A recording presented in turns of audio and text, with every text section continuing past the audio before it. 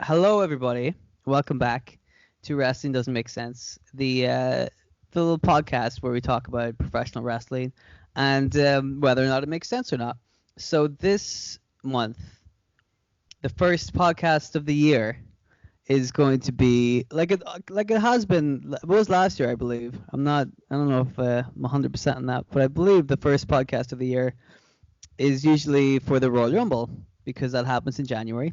Mm-hmm. And we're both very excited about that because I love the Royal Rumble. I believe you do as well.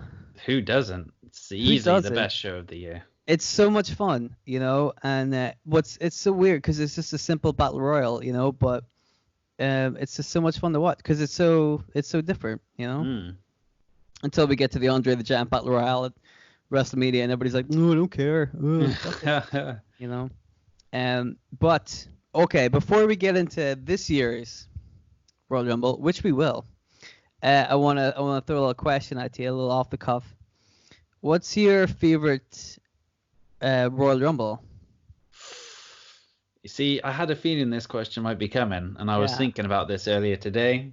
And I think the one that I really love now, which I didn't love at the time, was the '92, the Ric Flair Rumble, Oh, where because that first time, man, I remember being like a little kid watching it, and because this was just after Ric Flair had kind of debuted for WWF, and I didn't really get the hype. To me, as like a 8-year-old, 9-year-old kid or whatever, he just looked like an old man. I was like, what the hell? What's this old man doing? Why is he getting talked up and stuff? And then he goes in at number 3 in the match and, goes all the way and everything. And it's just like, yeah, I was baffled by it as a kid. But like I went back to rewatch it a couple of years ago, and god damn, it's just one of the best booked Royal Rumbles of all time. Like, and star-studded as well. There's like so many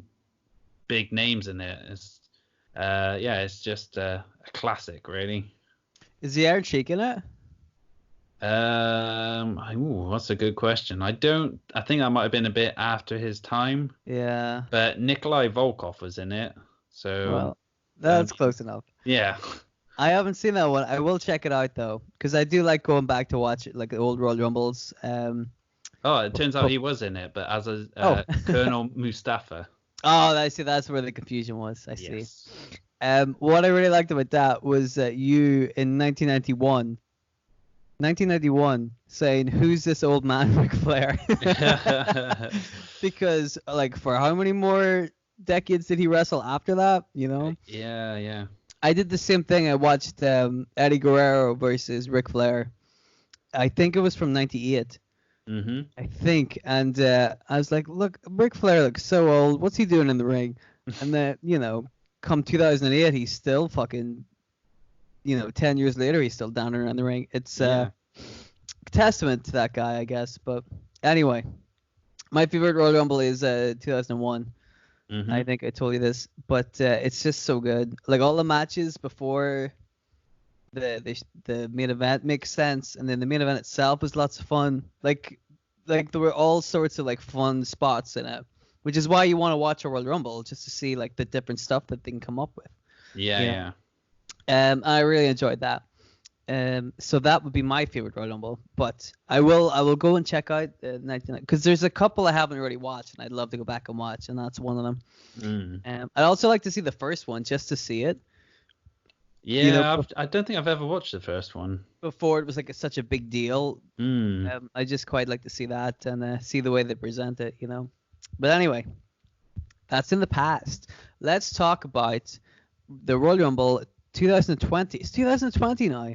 Ugh, don't Isn't that remind weird? me. Isn't that weird? We are officially in the future. Right, like all those video games from the 90s that were like 2020, this is what happens. Yeah. What's funny about that is they're like 2020, the apocalypse happens and everybody dies, and I'm like, you know what? You're not too far off, buddy. Could happen. That's probably the most depressing thing about growing up in the future is that you're like, no, dystopian future could still happen. Yeah.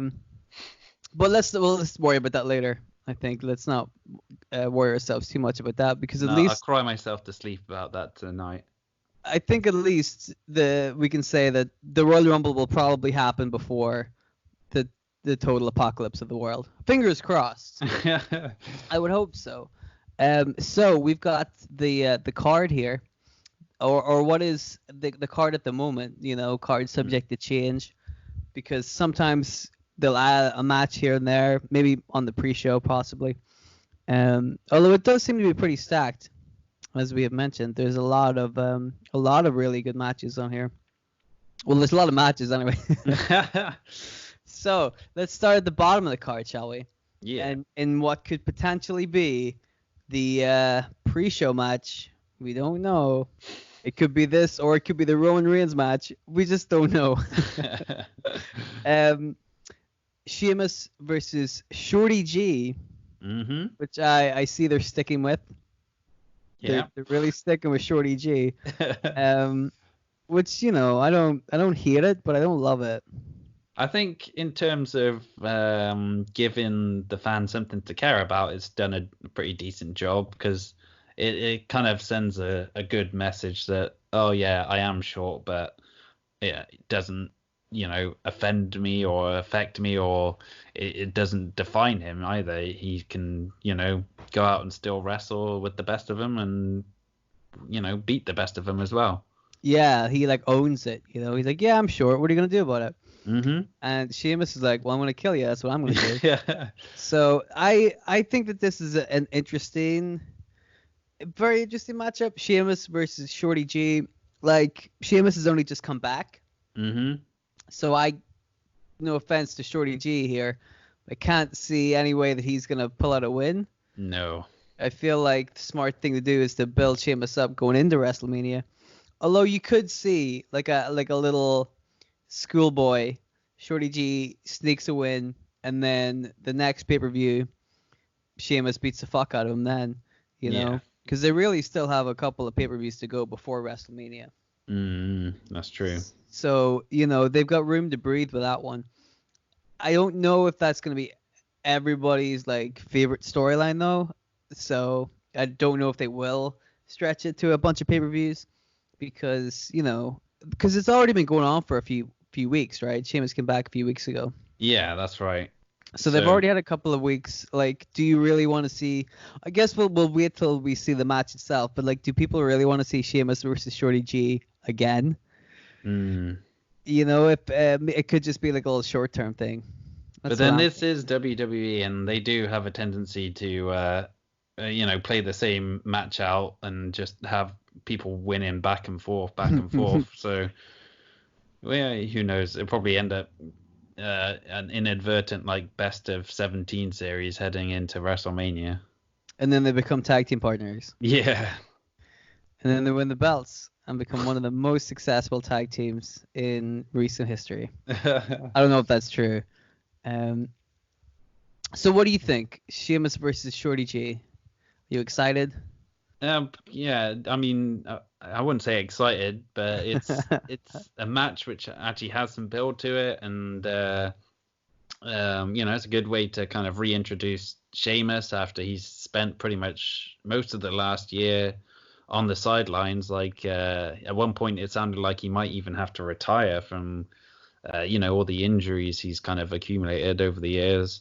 So it's good to see Sheamus back, and yeah, I mean, hopefully I'm sure it will be a good match with the two of them involved, but hopefully it's just kind of a stepping stone for Sheamus to kind of, you know, reintroduce himself into like a bigger and better feud, I guess. Yeah, like, you know, we all think that, or we would all assume that Sheamus is going to win this and do it pretty well, but like having Shorty G in a match like this against, you know, semi-main eventer like Sheamus, he's a big name, and you know, getting that pay-per-view kind of spot right before WrestleMania is good news for him, whether or not they stick the momentum. But here's the thing about them with Chad Gable, if I may use his correct term, his correct name, which probably isn't even his real name, I don't fucking know, but like they've done a decent job of keeping him on TV Yeah, since they called him absolutely. up. Like, he's a former tag team champion. What, two-time? Is he a two-time champion? I can't remember. I have no Oh yeah, idea. him and Bobby Roode won them, right? Oh, that's right. Yeah, yeah. And then him and what do you call him? It's Um, Jordan. yes, that's the one. So like, he's been on TV for a while, and they kind of keep him around. They've given him this gimmick. Like, obviously, it's not the kind of thing where he's gonna get pushed to the moon with this. Mm. You can spin it whatever way you want, but you're not having like a main event at WrestleMania being like Brock Lesnar versus a guy called Shorty G. Like, it's just not happening. But like, if they keep the pressure on, you could have a good guy to feud with a bunch of people. What brand is he on? Raw? SmackDown. SmackDown. I get these wrong all the time. So like, the Intercontinental Champion is Shinsuke Nakamura. You could see a good match between Shinsuke and Shorty G. Mm-hmm. Just a possibility, or like put him back in the tag team division. He's a good worker. You keep the pressure on that guy. Yeah, He'll it's do just well. finding something for him to do. That's the key. He should get married to Lana, That would be a original storyline. because that's, if you want to get eyes on somebody, get him married to Lana. That's the way to do it, man. I didn't invent that style of booking, but seems to be pretty popular. Shall we go to the next match? Yeah. We got a lot more out of that Sheamus match than I thought we would. So the next one I see here is a Falls Count Anywhere match: Roman Reigns versus Baron Corbin, King Corbin, Mr. Corbin, Mr. King. So this one's been going on for a while. Yeah, definitely. This is definitely a few months, right? Because last month, what was their show last month? Was it TLC? Oh yeah, it was TLC. They fought then, didn't they?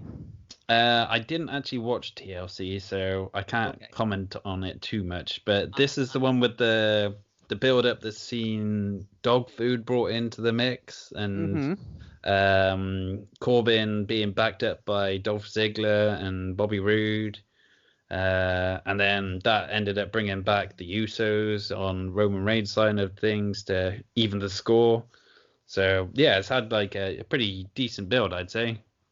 I think at TLC last month, if I can recall correctly, and again, I might not be recalling correctly, but I believe that Baron Corbin won that. Because Okay. I think there was a lot of interference from your boys. I know Dolph Ziggler got involved. I think there was interference, and Roman Reigns did his best, but like the numbers game given, which makes sense. Have Roman Reigns lose, because you need that in the feud to extend it, but also have him lose on TLC, a pay-per-view which fucking half the people who have the network are gonna watch. Do you know what I mean? Like, everybody who has the network is gonna watch the Royal Rumble. Yeah.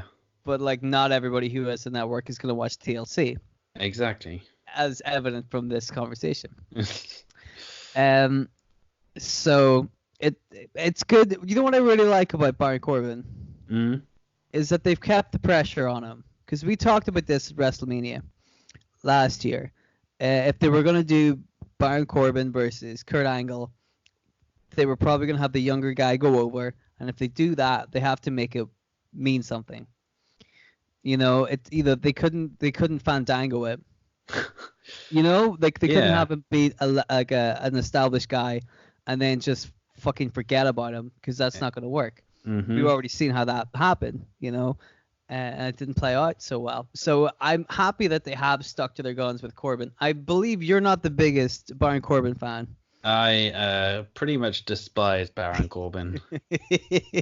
The way you feel about The Miz is how I feel about Baron Corbin. No, because at least Baron Corbin looks like a man. Yeah, he doesn't though. He looks like a doughboy. Like, he doesn't have any like muscle definition or anything. If you stood The Miz and Baron Corbin side by side and then said, which one of these guys do you think would realistically kick your ass? Who are you gonna pick? I'd say neither of them.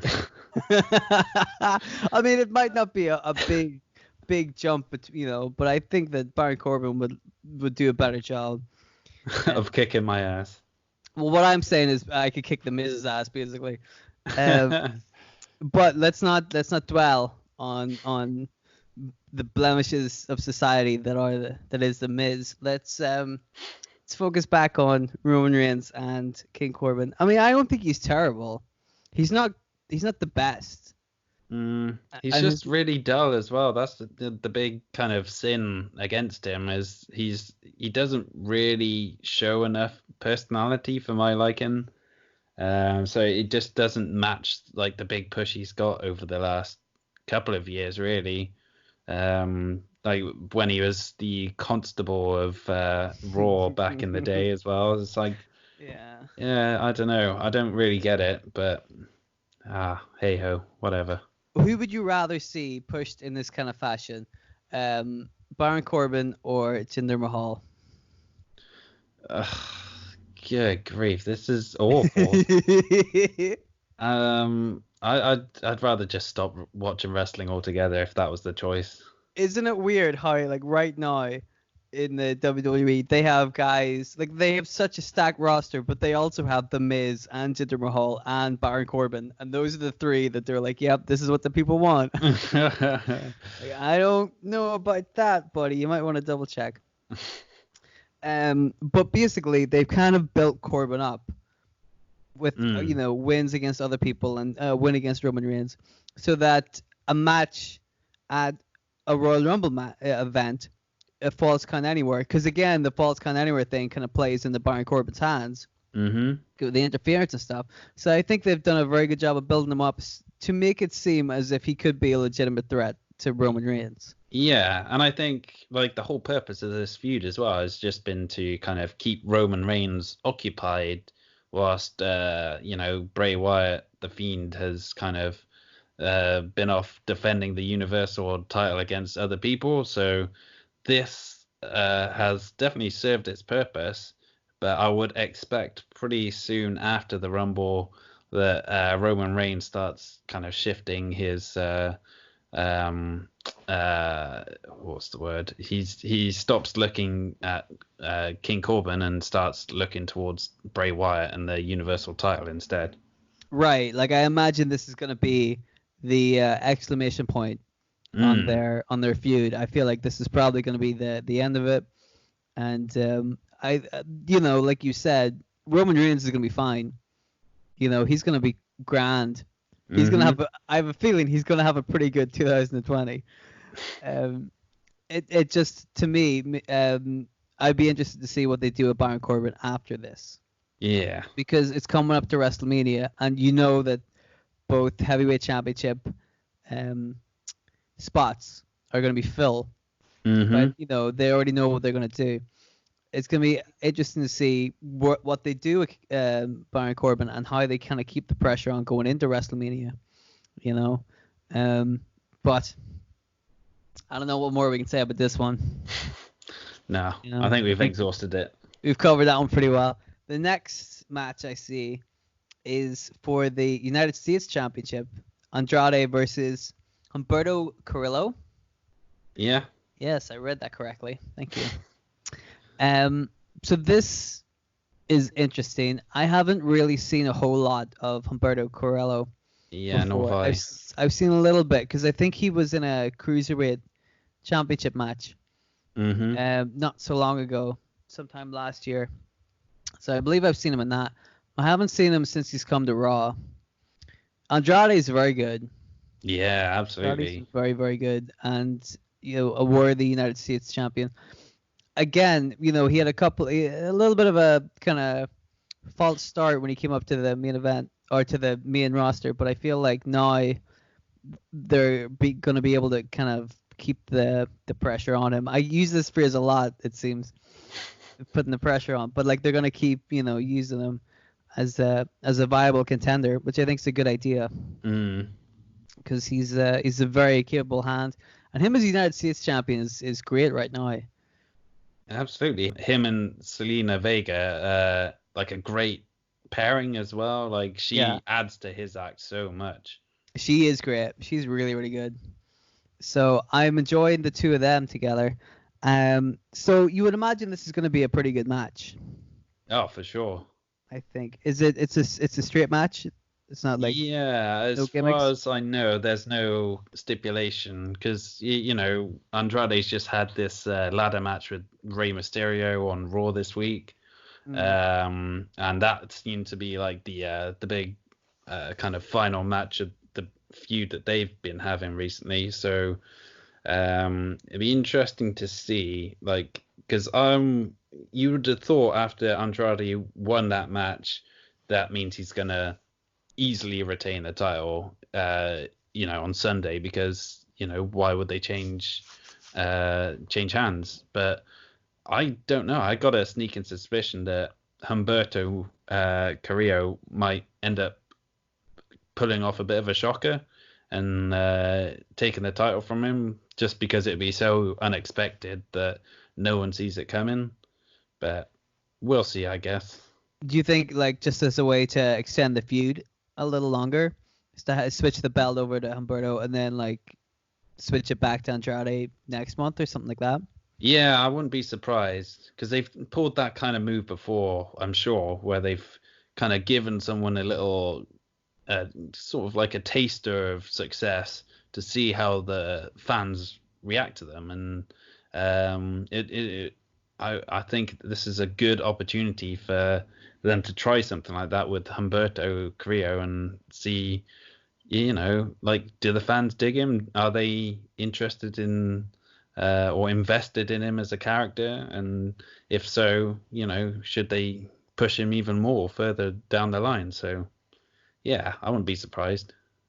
I mean that's fair, but I would like if it were me, I would argue that I don't think we've seen a whole lot of Humberto Carrillo on the main roster too much. And Mm, whereas we've seen a lot of Andrade, and we know how good he is, and I would be in favor of like to kind of if we're talking about testing the waters, I would kind of look at this match being like the test in the waters to see how good of a match they have now, and then if it is really good, have Andrade still be champion till after WrestleMania, and mm, in that 3-4 months time, build this Humberto guy up like super good to make him like by the time WrestleMania is done, he's like the de facto challenger again.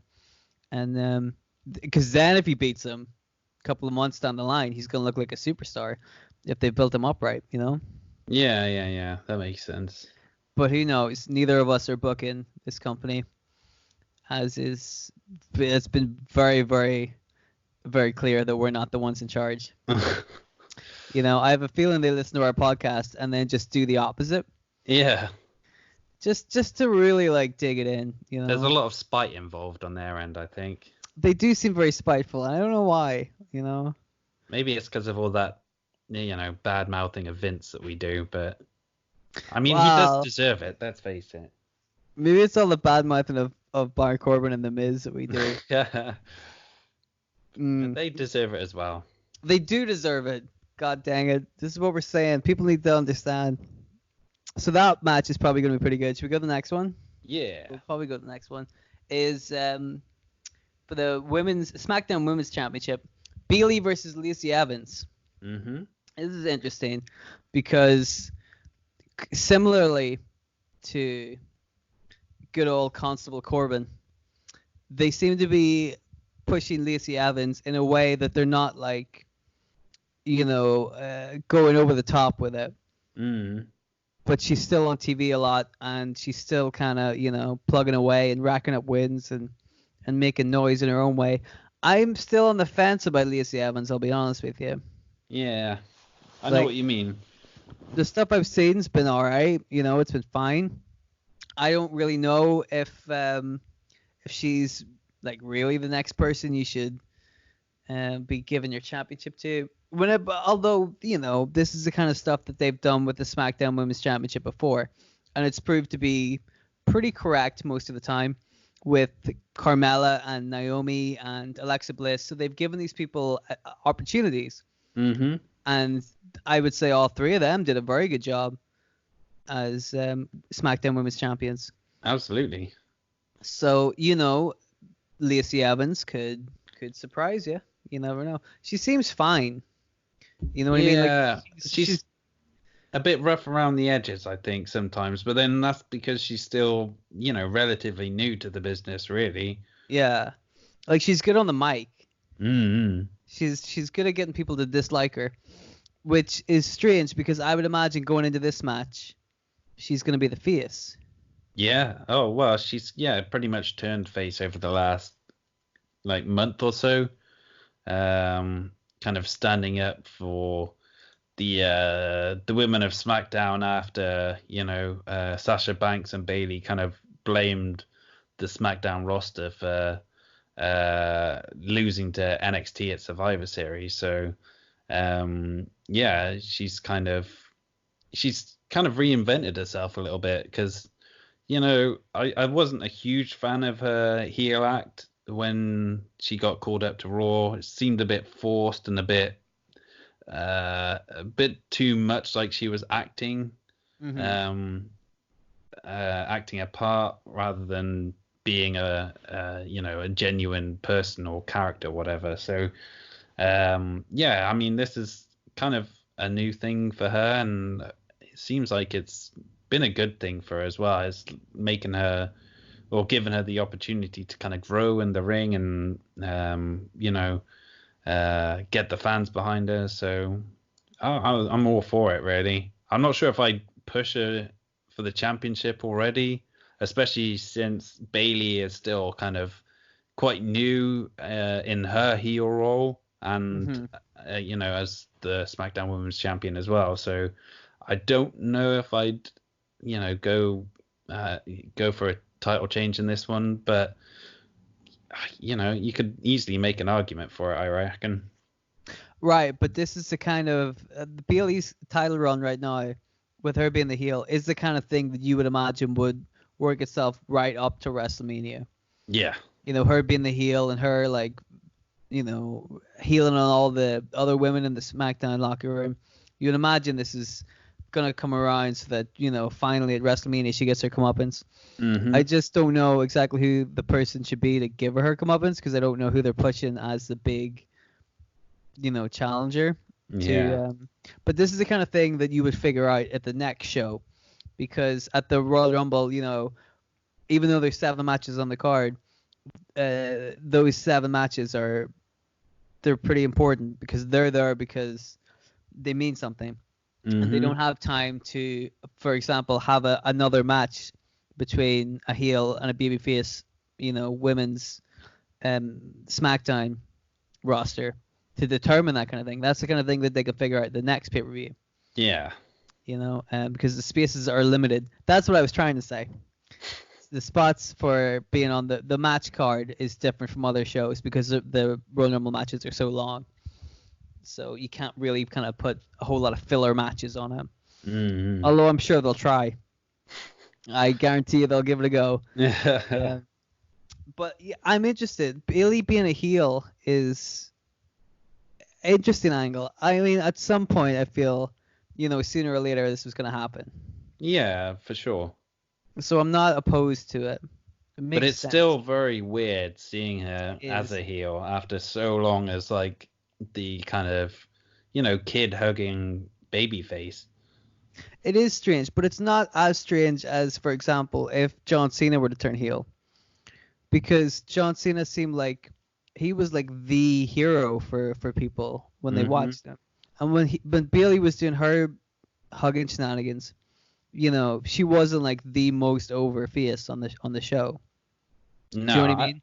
I think she had the potential to be there. That's the thing that I always thought when she was in NXT. Like the way the crowd reacted to her there, like if she had been brought up with a decent plan behind her and like a decent push, she could have been huge on the main roster in that kind of John Cena role for the women's division. But they didn't really know what to do with her when they brought her up, and it kind of ended up losing its way a little bit. Well, that's true. I feel like if they had left her in NXT for a little bit longer to really like cement her as that kind, because she was riding that wave in NXT. Like she could have gone longer with that, I think. Yeah. So it's kind of interesting because imagine if they had brought her up whenever she was at the end of her, finally at the end of her run in NXT. Like she could have been like a real big name, bigger than Mm. she was when she came up. But speaking of NXT call-ups, I think it should be noted that it was around about this time last year, I believe, somewhere around January or February, Mhm. when Lacey Evans got called up to the main roster. Mhm. Because it was like those 6 guys got called up, and we were like, what? Why?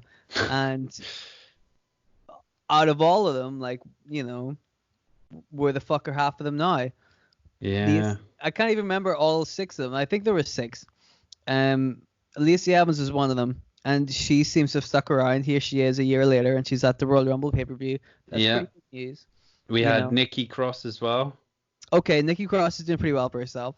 Heavy Machinery, who are in the Mm. mix. Well, Uh, they're definitely around. That's for sure. yeah, they got like an angle going on with Mandy Rose at the moment. Yeah, because they got nothing else going.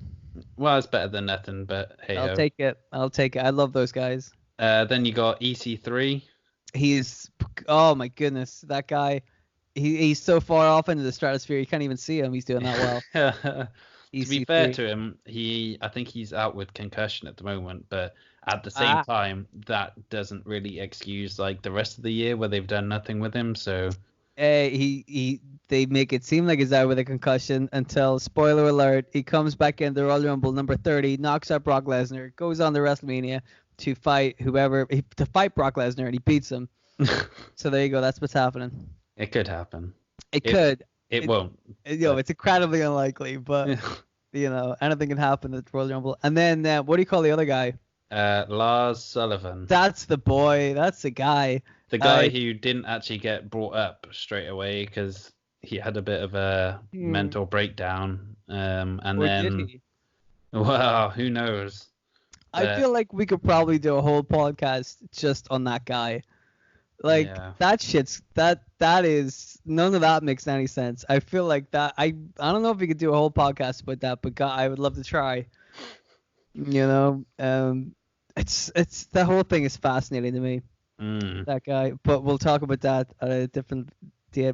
The point I was making was that Lacey Evans, who would be one of those people that nobody thought was gonna do anything really. Like, who was Lacey Evans in NXT? She wasn't really anything yet. And they call her up. And now, look, do you remember whenever she would do the thing where she'd like walk out and then walk back again? Oh yeah, they did that for ages, didn't they? Yeah. We thought it was stupid, but here we are remembering it. Mm-hmm. So, they have a plan for everybody. Yeah. Kind of. So I think we're pretty safe that Bayley's going to win this match, are we? I reckon so, yeah. I would imagine so. Speaking of the women, we have a match that I am very excited about. For numerous reasons. It is Becky Lynch versus Asuka for the Raw Women's Championship. Mm-hmm. Now, Becky Lynch, she's doing pretty well for herself. She's like the, dictionary definition of doing well for yourself. Yeah. I feel one of the most over people in the company, probably. For sure. She's been champion since WrestleMania, where she beat Ronda Rousey. So she's got all sorts of, crazy momentum on her side. And she's fighting Asuka, who is legit like one of the best wrestlers, athletes in the company. Mm-hmm. In a rematch from last year, I believe. That's right. Yep. Last year I was very happy about that because Asuka beat Becky Lynch. And it was a kind of move that I didn't think was going to happen because Becky Lynch had so much momentum going into WrestleMania. I thought they're never going to have Becky lose to Asuka, but hot damn, they did. And I was so excited because I love Asuka. Yeah. Cut to this year, they're doing it again. And again, I'm intrigued. I'm excited because, the possibilities from this one can only be good. Now, I would imagine that Becky Lynch is going to win. Yes, that's what I'm leaning towards. Yeah, we're gonna take a punt here and say Becky Lynch is probably gonna win because she's had such a great year already, loads of momentum. It seems kind of strange for it to happen here at the Royal Rumble, but not so. But they've been able to build it up over the last couple of months so that it wouldn't be out of the realms of possibility for it to happen. You know what I mean? Like they built Mm. up Asuka and Kairi Sane versus Charlotte and Becky Lynch. So they've been doing lots of things together for the last couple of months. They've been building up the fact that this is a rematch from last year that Asuka won. Wouldn't it be crazy if Asuka won again? You know, it's I don't think it's outside the realms of possibility for it to happen. I would be very excited if it did. Number one, because Asuka would win and I love Asuka. But two, like you would imagine that would set up Becky Lynch versus Asuka at WrestleMania, Yeah. which I would be super happy about. Like even if Becky won the belt back at WrestleMania, which I would imagine is still part of the plan, that would kick ass. I would be super happy about that. That would make sense, you know. Mm-hmm. I imagine that by now they either have plans in place or are putting plans together for Becky Lynch for WrestleMania. I imagine it's going to be, no offense to Asuka, but I imagine her match, Becky Lynch's match, is going to be a little bit more high profile Yes, I would than say so. just against Asuka, which is a shame because Asuka should be high profile. She should be the best. Mm-hmm. It's fact. Well, she is the best, but you know what I mean. So I imagine at the moment Asuka probably doesn't factor in too much to the Raw Women's Championship match at WrestleMania, but she's still a tag team champion, Mm. so she could still go into WrestleMania with the belts, and I'd be very happy about that. So, John, would you like to talk about how much you love Asuka now? Yeah. Go for Well, it. Asuka had that amazing run in NXT where she was hands down the best thing going on in NXT at the time. And then she got brought up to the main roster. We were all excited for that. And she had a hell of a run there as well, like um, keeping the undefeated streak going and then winning the Royal Rumble a couple of years ago, going to WrestleMania to fight Charlotte Flair. Or was it Charlotte and Becky? I can't remember now.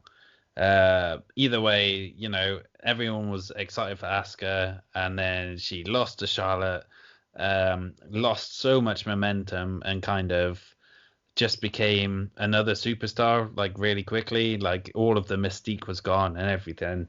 Um, but this is why it's been so cool over this last year or so to see her paired up with Kairi Sane and get her mojo back. Mm-hmm. Just presented in the right way again, where she is, like a dominant monster in the ring, where she's obviously, so much better than everyone else that the natural talent kind of shines through. Yeah. Um, and yeah, that's it's amazing that they have managed to kind of build her back up to this point again, especially with the like work Becky's done in on her end of the deal. Like she's kind of sold this match as, after last year when she lost to Asuka, she needs this win. She needs this to beat the what she's called like the best women's wrestler in the world right now. And it's just done a good job of making Asuka feel like a big deal again. And when you put these two together, they have such great chemistry that the match itself is hopefully going to be another kick-ass match. So yeah, I'm so looking forward to this one. Right. Very excited about the two of them who do work really well together. So you Mm. know it's going to be a good match. One thing I feel like should be pointed out, just because, I'm on a roll. Last year, she beat Becky Lynch, and I believe it was the year before that she won the Royal Rumble, That's right, yeah.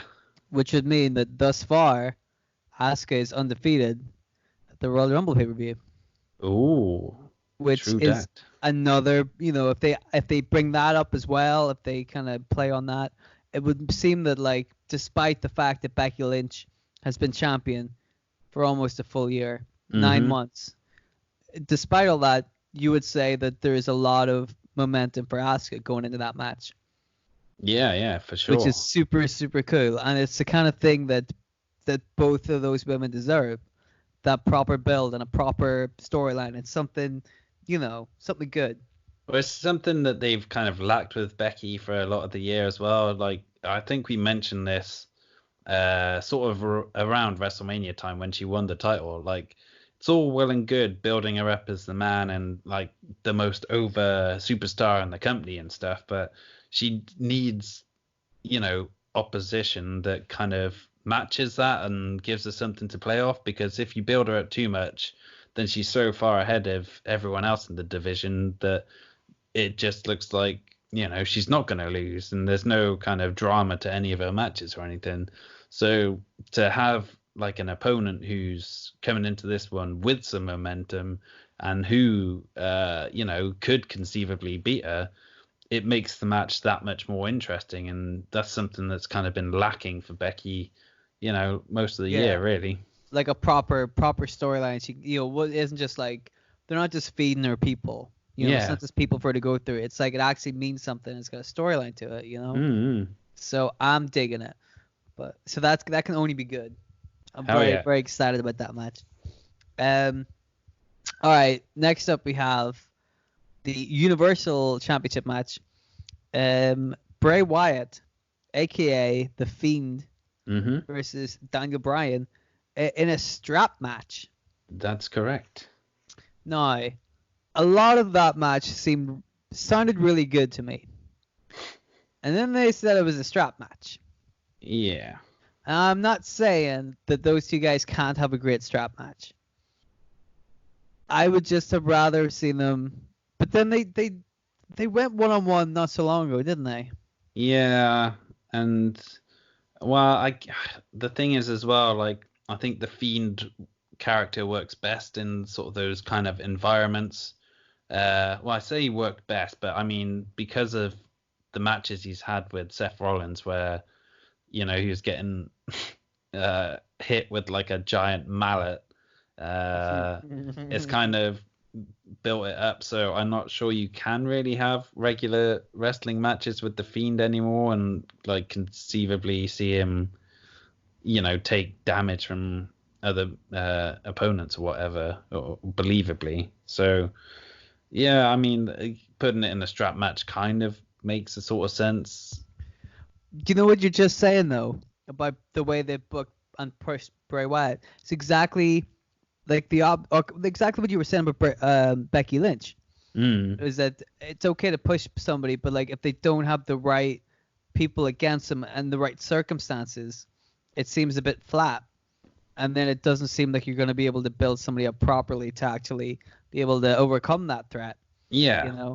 And so I think that you're right in that they seem like already they've kind of painted themselves into a bit of a corner where for Bray Wyatt to look the best, it has to be some kind of like gimmicky thing.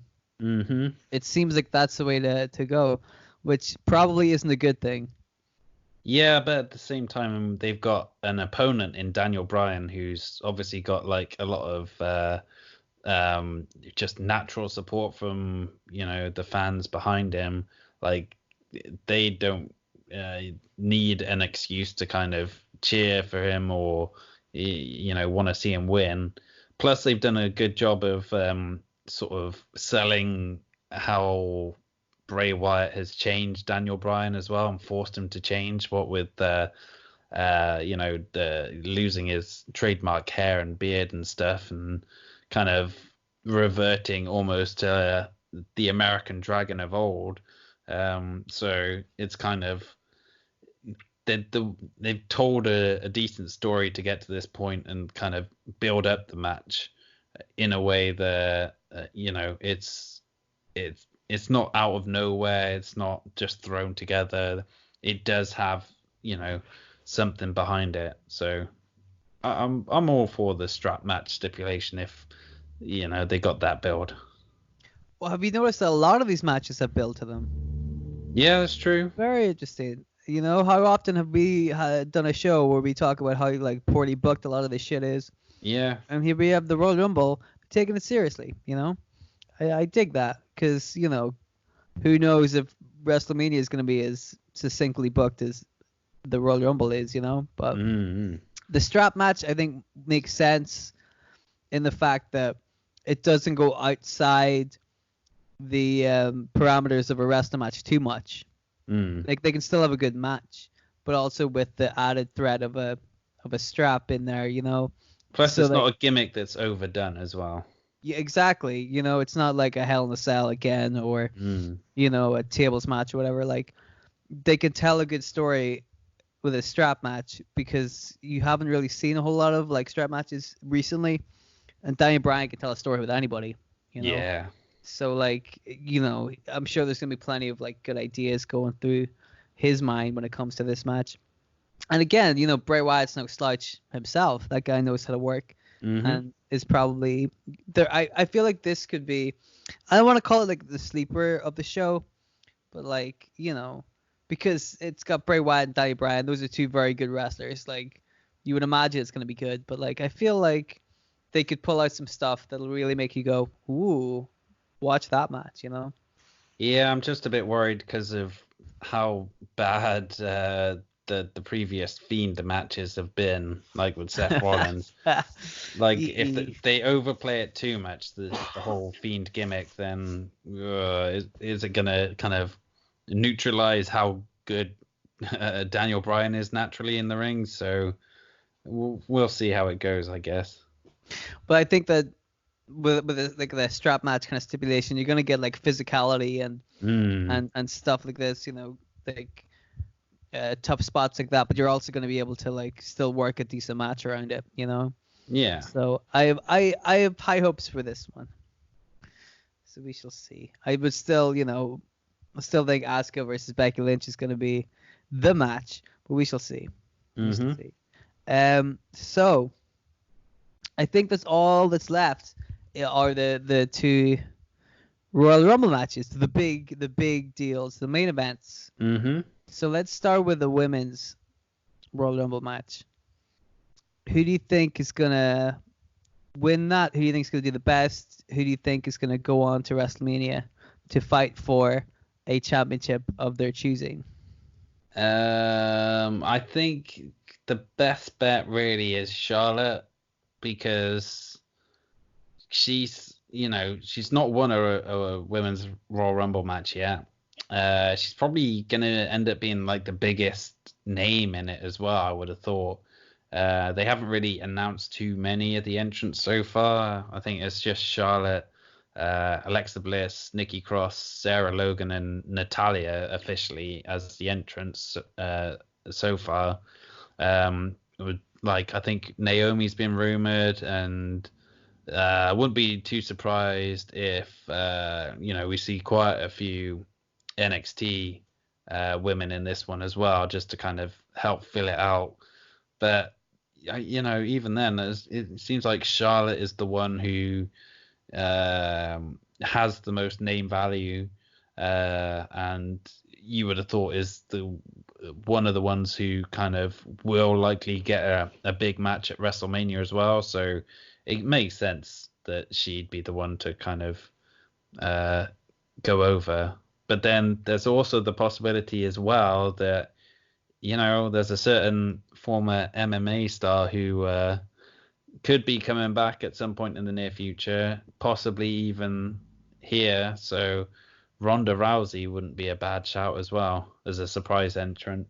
Son of a gun. You know what? I was listening to him like, he makes sense. I mean, Charlotte Flair is almost a deadlock to be having a pretty high profile match at WrestleMania, whether it's for a championship or not. You would imagine Charlotte Flair is going to be at WrestleMania. You can put money on that. But I was thinking is going to be Shayna Baszler. Ooh, now that's winning a the good Rumble. one. Like, I imagine it would probably be like Shayna versus, like the final two would be Shayna and Charlotte, and kind of play up there. But I don't know why, but Ronda Rousey slipped my mind. But God, that is a good angle though. That makes sense. It all makes sense because it would lead to WrestleMania, and she wouldn't have to do a whole lot leading up to WrestleMania. Yeah. Because already, like, if Ronda Rousey is going to be at WrestleMania, shit's going down. So you would assume Ronda would go after Becky. Definitely. Yeah, and I wouldn't be surprised if she ended up beating Becky at WrestleMania. Because, Becky's got to lose at some point. And yeah, and then they can build to like a third match between them at some point down the line. Maybe SummerSlam or Survivor Series or whenever, but it kind of books itself. I like it. I very, very much like the idea of Ronda Rousey winning the Royal Rumble. God, now I hope that that's what happens. Because that would be perfect for her character. Like, it really kind of benefits her, and shows how tough she is, and puts her in a high-profile match at WrestleMania. Mm. Oh, I dig that, man. How cool would it be if it was like Ronda Rousey and Shayna Baszler? This is the final two. Yeah. I'd be That all would be over that. that would be super cool. You got me there, buddy. You got me. Now I'm really excited about the Royal Rumble. If I wasn't already. Yeah, I would have picked Shayna Baszler. Charlotte Flair, like, to me, I'm like, Charlotte, she's gonna win the Royal Rumble. Like, she definitely will. I don't know if this is gonna be her year, but she's the kind of like, she's like a Randy Orton kind of character. Yeah, She's gonna be around for a long ass time, and so I don't think she's in any kind of rush. Also, especially given how quickly they have pushed her to begin with, I feel like she's kind of on top now, and so she can ride that little wave for a while. Mm-hmm. She can kind of muscle her way into any kind of opportunity she needs to. So I would imagine Charlotte's gonna win at some point, but I don't think it's gonna be this year. Oh, I really hope it is. Ronda Rousey now. Nice.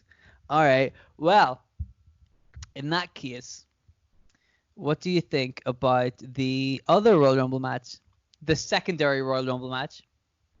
Because in my opinion, the last couple of years, the women's Royal Rumble match has been off the charts.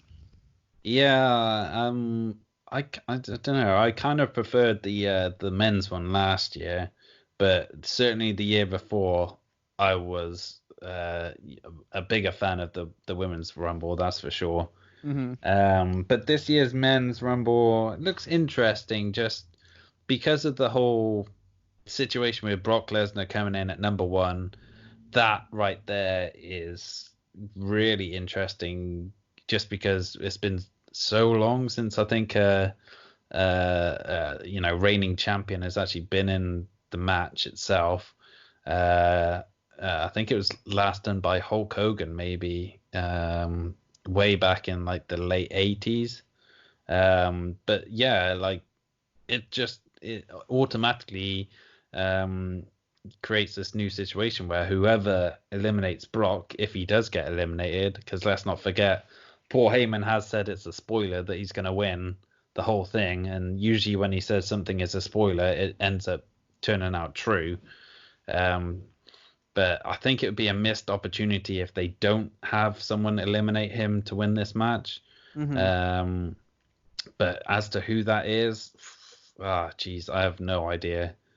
I mean, I wouldn't be surprised if they stick with someone like Randy Orton, just because, Randy versus Brock is a match they haven't really done to death or anything, but it's like a good go-to main event, I guess, for WrestleMania. But for me personally, I'd love to see someone new kind of get the spot and kind of get the big elevated push as well. Okay. But I couldn't tell you who though. So you seem to be neglecting a big part of this Royal Rumble. A big dog in this Royal Rumble, if I may. You don't think Roman Reigns could capitalize off the momentum of finally beating King Baron Corbin earlier in the night and rising through the ranks of the Royal Rumble and eliminating Brock Lesnar, leading to yet another Brock Lesnar versus Roman Reigns WrestleMania? Well, you know what? Now you say that, it's not the worst idea. Like in terms of not him going to challenge Brock Lesnar at WrestleMania again, because that would be, the drizzling shits. We've seen that a lot, way too much. But if Roman Reigns wins and then earns his shot at Bray Wyatt, that's cool. But then you could also have someone eliminate Brock Lesnar during the match, to kind of set up the Universal title match at WrestleMania as well, or start putting the work in for that. So you could kill two birds with one stone if you went with Roman Reigns as the winner. Well, here's the thing about Brock Lesnar being in the Rumble. Like, he can't win because then what happens? Like, the point of the Royal Rumble is that whoever wins gets a title shot at WrestleMania. Yeah. But if the person who wins is already the champion, then he doesn't get anything. Well, I mean, if Brock wins, then surely he can't really face anyone who's in the Rumble at WrestleMania. So you'd have to bring in someone new or someone like a legend to face him, or I don't know, something different at least. Well, I've heard people, because that's what Paul Heyman said. He did a promo and he's like, nobody in the back can beat Brock Lesnar. Nobody in the company, nobody on the roster can beat Brock Lesnar. Which makes it seem like that's the angle they're going down. Where they're going to have somebody not currently on the roster or a surprise return, possibly at the Rumble, to eliminate Brock and then set up that match at WrestleMania. But the two names that I heard rumored for that specific spot were Tyson Fury. Right. I think it was Tyson Fury. Was it? No, it wasn't Tyson Fury. Who was the other guy Brock fought? Cain Velasquez? Oh, yeah. Him or Edge. Yeah, I don't buy into these Edge rumors, though. After I heard that, I'm like, please tell me those are not the only two options, because I'm not digging that at all. No offense to Edge or anything like that. I'm not knocking Edge, but I feel like he's retired, man. Like, he just is. Yeah. And if he came back, I don't think I'd like it, because he had like crazy neck surgery. And I'm like, I don't know if I want to watch Edge, come back to the ring whenever he was told that if he gets back in the ring and takes bumps, he could severely damage himself. Yeah. I would not like that, especially if he's going up against a guy like Brock Lesnar. Which you would imagine would be a pretty physical match. Right, like Brock, he's a good worker and he knows how to kind of protect people. But at the same time, the whole point of Brock Lesnar is his physicality. You're gonna get knocked around a lot. That's just what's gonna happen if you fight Brock Lesnar.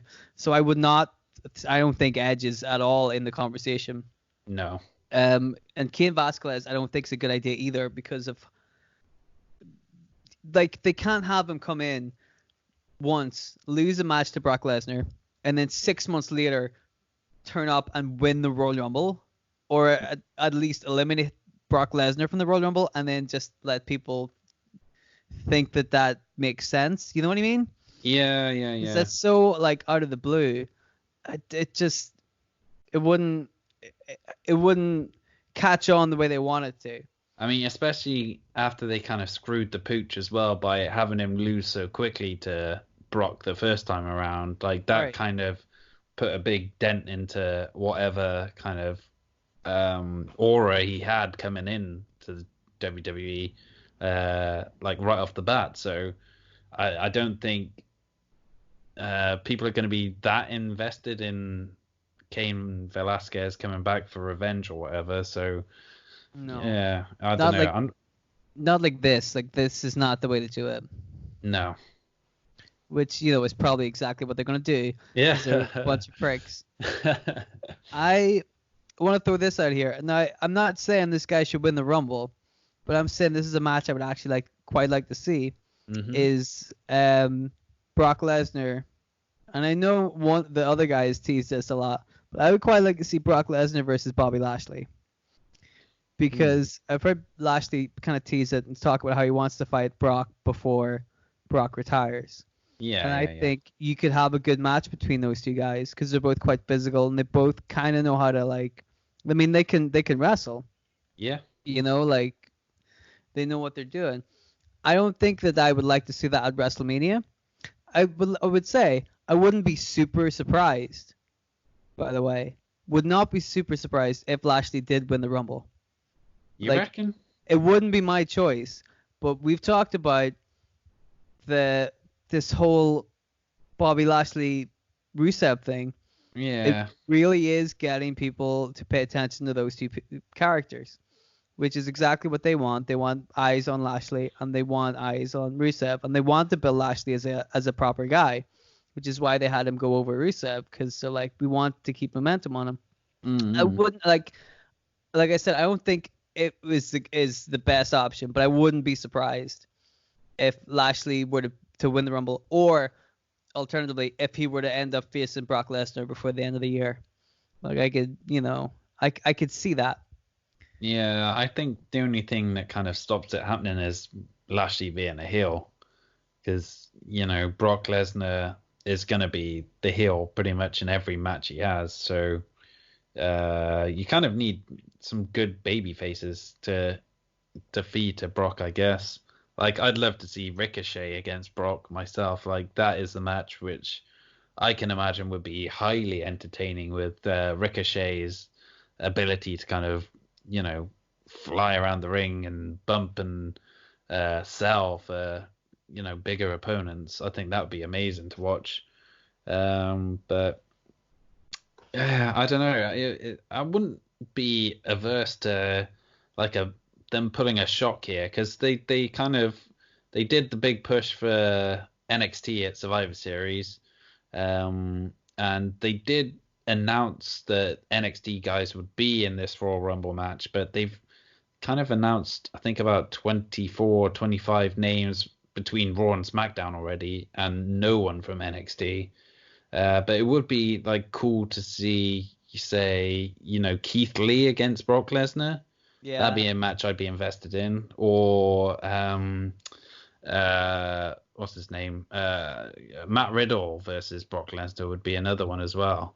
Yeah. Um, I think, I mean, whenever you said that, the one I was thinking of was Keith Lee, because I was thinking about just the kind of match they would have. I thought that would be pretty cool. I could dig that. The Matt Riddle thing, to me right now, like, I like it. It's quite funny how Matt Riddle is like keeping it going. But at the moment, to me, it just seems like talk. It's all from Matt Riddle. You know what I mean? Like, it's all very one-sided, because it's just a guy kind of going into business for himself. If you know what I mean? Whereas with Keith Lee, legit, I feel like that's a matchup that could happen not too far in the future. Like, I could see that. And like, Keith Lee's doing a thing against Roderick Strong. Yeah, I tonight, think. in fact. Right. So if Roderick Strong wins, what's Keith Lee doing for the foreseeable future? Nobody's really sure. His schedule could be wide open. Wink, wink. For a couple of days' time, where he could like. Here's the thing. I don't think he's gonna win the Rumble, but he's gonna be one of those guys that makes a big deal. Yeah. He's definitely I gonna go agree. in there and just storm it, just knock people out left and right. He might not win, but like, you could see him, for example, say Roman Reigns did win and go on to fight Bray Wyatt. That could happen, but near the end of the match, Keith Lee is the one that eliminates Brock Lesnar. He's gonna look like $1 million. Yeah. But it's gonna be like legit. You know what I mean? Like, it's not gonna be like Maven eliminating the Undertaker. No, exactly. It's gonna look really good for Keith Lee, which is the kind of thing that he needs. Well, the kind of thing they've been doing with him, like giving him like slow momentum here and there, like just showing off how good he is, and that's kind of all they need to do to get him over. They'll just give him moments to go out and do what you do. Because Survivor Series, he was awesome. Yeah, he pinned Roman Reigns in that match. Right, he didn't win, but he looked like $1 million. Absolutely. So like, you can do that again at the Royal Rumble. You can make a guy and he doesn't have to win it. My issue with the Royal Rumble is, like, aside from Roman Reigns, like, I can't really see a person who's gonna come in and win it. Because I don't see that. Like, you say you could have like a shock guy kind of win the Rumble. Kind of like how Nakamura did it a few years ago. Yeah. But at least Nakamura had the advantage of being called up from NXT relatively quickly. Like, he had that NXT momentum behind him. Disregard the fact that they kind of squandered him after that. Going into the match, he had momentum and he had stuff going on for him. And I don't really see a whole lot of other people except for Roman Reigns, who always has momentum. Somebody like Lashley, because I don't see Rusev winning this despite his momentum. Because like, who's he gonna fight? Doesn't make any sense. Rusev versus Lesnar, I don't think is gonna be a main event at WrestleMania. No. So like, that's what you gotta say. You gotta say who right now could fight Brock Lesnar at WrestleMania, and that's the question I don't know how to answer. Yeah, it's pretty tough to say which way they're gonna go with that. And you know, they kind of, I don't know what they plan to do with Brock, really. Like, it seems like they build him up as the kind of dominant champion who kind of comes in every now and then and has a match, but not very often. And then they have someone eventually beat him, and kind of, it looks like they're going to strap the rocket to whoever beats him. But then it never really comes off, and then it just ends up going back to Brock by default almost, and it's become too much of a pattern over the last couple of years where it's just the same old, and you can sense that fans aren't as invested in Brock now as they were, 3-4 years ago. So it kind of feels like they need to start doing something different with him at some point. And you'd think once they do that, that means taking him out of the title picture and putting someone else in there. But like you say, I don't know who else they could, legitimately put into that spot. Because they built up Brock so strong. Who can, defeat him, really? Right. It's exactly what we were saying earlier with the Becky Lynch thing. Although they didn't really go as far as they have with Brock Lesnar. Is that right now they've built up Brock Lesnar as this like mythical, unkillable machine, which they really have. They've really done a very good job of making Brock Lesnar look like the fucking man. Fair enough, he's very good at what he does, but they've done a very, very poor job of giving you like the alternative, the other guy, the face who's gonna conquer that mountain. They've done a very bad job of promoting somebody to seem like a legitimate threat to Brock Lesnar, which is what you want. Otherwise, you're just feeding just random faces to Brock Lesnar every couple of months, and that's just not fun to watch because there's no sense of drama to it. Like we said earlier with Becky Lynch and Asuka, there is drama there because there is a good argument for either of those women winning that match. There's excitement there and there's build, and you can guess, you can have a fair guess at who you think's gonna win, but you can't say for sure. Whereas if you see Brock Lesnar versus but let's say Brock Lesnar versus Ricochet at WrestleMania, you have you know who's gonna win. Yeah. And they haven't done a very good job of giving us an alternative to Brock Lesnar, which is a problem, I would say, because which is ridiculous given how long they've had to build one up. Yeah. Because they keep having Brock Lesnar turn up every couple of months. They have plenty of time to build up a guy to fight him, and they haven't done that. And I don't know, you could see somebody like Aleister Black or something like that, sneaking, because Aleister Black versus Brock Lesnar, I'd watch that match, but like right now, you need something more than just a surprise guy wins the Rumble to be able to build up enough momentum to fight the mystique that they've already built up with Brock Lesnar. But at the same time, it would be a good starting point, and then that gives you, like 2 months or whatever to kind of keep building them up and get them in a position where you do start believing that they could beat Brock. So it's all about, it's not just the Royal Rumble, it's all about the follow up as well and what they do on the road to WrestleMania. Right. It's gonna be very interesting to watch. We're gonna keep our eyes peeled at Sunday, see who wins, and then if it is a guy like an underdog guy who wins the Royal Rumble, very interesting to see how they keep that momentum on them going into WrestleMania. Mm. But my money is on Roman Reigns. Sounds like a safe bet. It does, and I'm happy about that. I'm okay with it.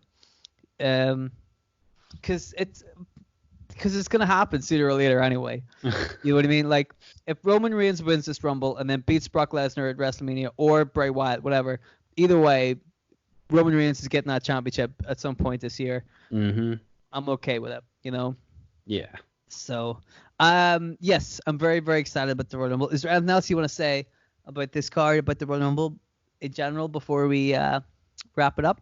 Only the only thing that I'm kind of bummed out about is because they've announced so many of the entrants already, it seems unlikely we're gonna get too many surprise entrants in this year's Rumble. Like we will get like the odd NXT guys, I'm sure, but we won't get like a Booker T showing up or a Diesel or Honky Tonk Man. Yeah, exactly. I mean, all these classic names who usually stop by once a year. I doubt we're going to get any of that this time around. I feel like a lot of that's going to be set for the women's match more than the men's Rumble. Yeah, I reckon you're probably right there. But I'm okay with that. I'm okay with that. If it means Ivory turns up again, I am a happy man. Love me some Ivory. The Royal Rumble is this Sunday. We're all very excited. We can't wait to watch it. And that's it. We round out the card. We will see which one of us is correct in our predictions as to who wins the Rumble and what happens at WrestleMania. But we shall see. We'll keep our eyes peeled. And we'll be back next month with another excellent podcast that's not about the Royal Rumble. So thank you very much for listening, guys. Really appreciate it. And we'll see you in the next one. Take it easy.